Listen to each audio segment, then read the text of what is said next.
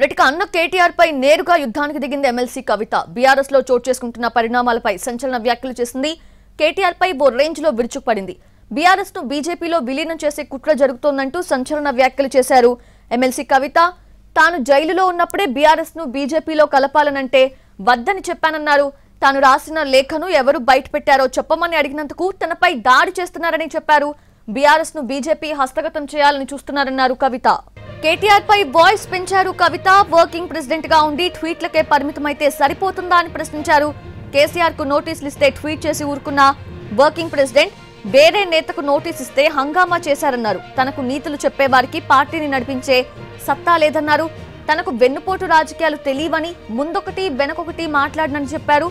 Party వేదికలపై మాట్లాడమంటున్నారు కానీ party ఫోరంలో ఏముందని ప్రశ్నించారు. అందుకే బయట మాట్లాడాల్సి వచ్చిందన్నారు కవిత. వరంగల్ మీటింగ్ సక్సెస్ అయిందని చెప్పుకుంటున్న వాళ్ళను చూసి జనం నవ్వుకుంటున్నారన్నారు. బీఆర్ఎస్ ను బీజేపీలో కలపాలని చూస్తున్నారని వ్యాఖ్యానించారు కవిత. బనకచెర్ల ప్రాజెక్టు భవిష్యత్తులో తెలంగాణకు చాలా నష్టమని, ఈ విషయంలో టీడీపీ, బీజేపీ, కాంగ్రెస్లు తెలంగాణకు ద్రోహం చేస్తున్నాయన్నారు కవిత. బీఆర్ఎస్ లో ఉండి తనకు నీతులు చెప్పేవాళ్లు ఈ ప్రాజెక్టుపై ఉద్యమం చేయాలని సవాల్ విసిరారు. కేసీఆర్ కు నోటీసులు ఇచ్చినప్పుడు ఊరూరా నిరసనలు చేయాలని, కానీ బీఆర్ఎస్ లో ఉన్న వాళ్ళు ఆ పని చేయడం లేదన్నారు. కేసీఆర్ కు నోటీసులు ఇస్తే ట్విట్టర్ లో మెసేజెస్ పెట్టి ఊరుకుంటే సరిపోతుందా అని ప్రశ్నించారు కవిత. కొంతమంది పెయిడ్ ఆర్టిస్టులతో తనపై దుష్ప్రచారం చేయిస్తున్నారని, డబ్బులిచ్చి మరీ తిట్టిస్తున్నారన్నారు. తనపై ఆరోపణలు వచ్చినప్పుడు కేసీఆర్ వద్దకు వెళ్లి పార్టీకి రాజీనామా చేస్తానని అన్నానని, కానీ కేసీఆర్ అందుకు ఒప్పుకోలేదని చెప్పారు కవిత.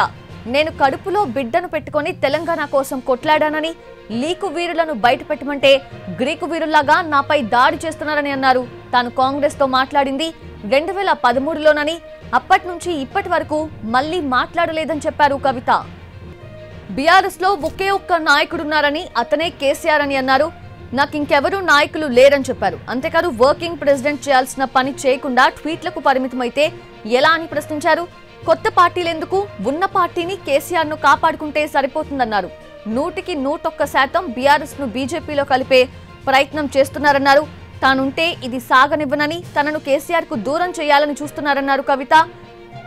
కేసీఆర్ నాయకత్వంలో మాత్రమే పనిచేస్తా తప్పించి ఇంకెవ్వరి నాయకత్వంలో పని చేయనని క్లారిటీ ఇచ్చారామె.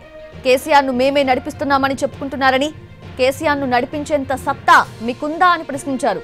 కేసీఆర్ ను ఎప్పుడు కలిసేది చెప్పలేనని, దీనికి డెడ్ లైన్ ఏమీ లేదన్నారు కవిత.